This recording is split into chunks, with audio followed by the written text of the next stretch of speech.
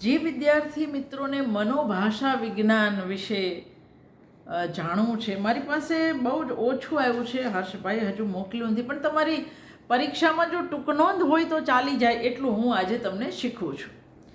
મનોભાષા વિજ્ઞાન, psycho linguistic જેને કહેવામાં આવે છે, અથવા ભાષાનું મનોવિજ્ઞાન પણ કહેવાય છે. મનોભાષા વિજ્ઞાન, જેને સાયકો લિંગ્વિસ્ટિક અથવા ભાષાનું મનોવિજ્ઞાન, સાયકોલોજી ઓફ લેંગ્વેજ એવું પણ કહેવાય છે. ફરી એકવાર, સાયકો લિંગ્વિસ્ટિક મનોભાષા વિજ્ઞાનને ભાષાનું મનોવિજ્ઞાન, સાયકોલોજી ઓફ લેંગ્વેજ એમ પણ કહેવામાં આવે છે. તો મનોભાષા વિજ્ઞાન એ મનોવિજ્ઞાન અને ભાષા વિજ્ઞાનના પરસ્પર જોડાયેલા પાસાઓનો અભ્યાસ કરતી શાખા છે. મનોભાષા વિજ્ઞાનમાં મનુષ્ય દ્વારા ભાષાનું નિર્માણ કેવી રીતે થાય છે, મનુષ્ય ભાષાને કેવી રીતે સમજે છે, તેમજ આ કૌશલ્ય મનુષ્ય કેવી રીતે ગ્રહણ કરે છે વગેરે બાબતોનો વૈજ્ઞાનિક પદ્ધતિથી અભ્યાસ કરવામાં આવે છે. ફરી એકવાર, મનોભાષા વિજ્ઞાનમાં મનુષ્ય દ્વારા ભાષાનું નિર્માણ કેવી રીતે થાય છે, મનુષ્ય ભાષાને કેવી રીતે સમજે છે, તેમજ આ કૌશલ્ય મનુષ્ય કેવી રીતે ગ્રહણ કરે છે વગેરે બાબતોનો વૈજ્ઞાનિક પદ્ધતિથી અભ્યાસ કરવામાં આવે છે. આદિ માનવનો ઉદ્ગાર એની કોઈ લાગણીને પ્રગટ કરતો હશે. આવા લાગણીના વિવિધ ઉદ્ગારોની મદદથી જ આદિ માનવે ભાષા સર્જી હશે. આમ મનોવૈજ્ઞાનિક દૃષ્ટિએ ભાષાની ઉત્પત્તિનો ખુલાસો કરવાનો પ્રયત્ન થયો છે. ભાષાના ઉદ્ગમ સંબંધે મનોવિજ્ઞાનના આધારે કેટલાક સમર્થ ભાષા તત્વવિદોએ ચર્ચા કરી છે. ફ્રેન્ચ ભાષાશાસ્ત્રી વાન્દ્રે ભાષાની ઉત્પત્તિના પ્રશ્નને ભાષા વિજ્ઞાનના ક્ષેત્રની બહારનો ગણવા કહે છે. આ મતના આધારે ભાષાના ઉદ્ભવનો અને આદિમ સ્વરૂપનો નિર્ણય કરવાનું કામ અઘરું છે. ભાષાની ઉત્ક્રાંતિમાં મનોવૈજ્ઞાનિક બળો કામ કરી ગયા હશે એવી કલ્પના કરી શકાય.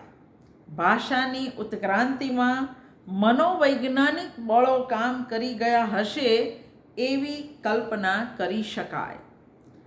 માનવ શરીર રચનાના વિશિષ્ટ વિકાસના કારણે ભાષાની ઉત્પત્તિ થઈ હશે એવો મત ધરાવતા ભાષાવિદો પણ છે. બ્લૂમફિલ્ડે દર્શાવ્યું છે તેમ ભાષા અતિ સંકુલ પ્રવૃત્તિ છે. એ શરીરના અનેક અંગો ઉપર અવલંબે છે. તો પણ કેવળ મગજને જ વાણીનું કેન્દ્ર ગણવું યોગ્ય નથી. આ સિદ્ધાંતથી માનવ ધ્વનિઓ કેટલીક શારીરિક પ્રક્રિયા પર આધાર રાખે છે એ વાત સમજાય છે, પણ એનાથી ભાષાની ઉત્પત્તિ થઈ હશે એ કારણ માનવામાં આવતું નથી. આ મત પણ સ્વીકાર્ય બની શક્યો નથી. સંકેત કે ચેષ્ટાઓમાંથી ભાષાનો ક્રમિક વિકાસ થયો હશે એમ પણ કેટલાક ભાષા વૈજ્ઞાનિકો માને છે. મનોભાષા વિજ્ઞાનનું મૂળ લક્ષ્ય તો મનુષ્યના વર્તનનો અભ્યાસ કરવાનું છે.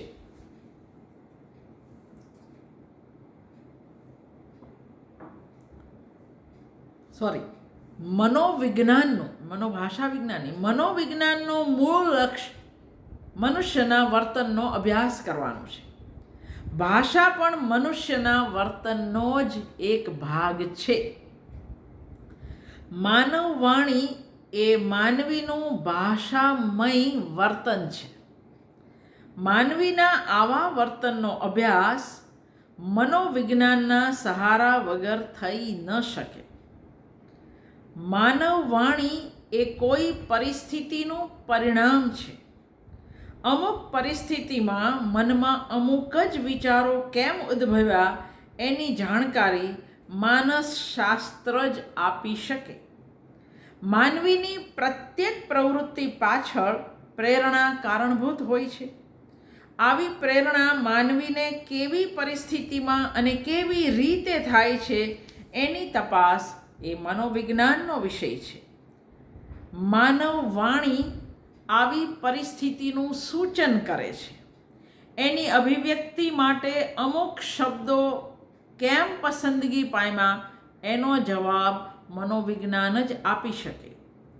મનોવિજ્ઞાનના સહારાથી માનવીના ભાષા વિષયક વર્તનનો અભ્યાસ થઈ શકતો હોવાથી બંને શાસ્ત્રો પરસ્પર સંકળાયેલા છે એવો અભ્યાસ કરતું સાયકોલિંગ્વિસ્ટિકનું કાર્યક્ષેત્ર પણ વિકસ્યું.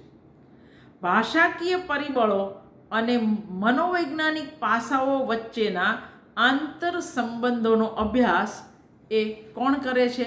મનોભાષા વિજ્ઞાન.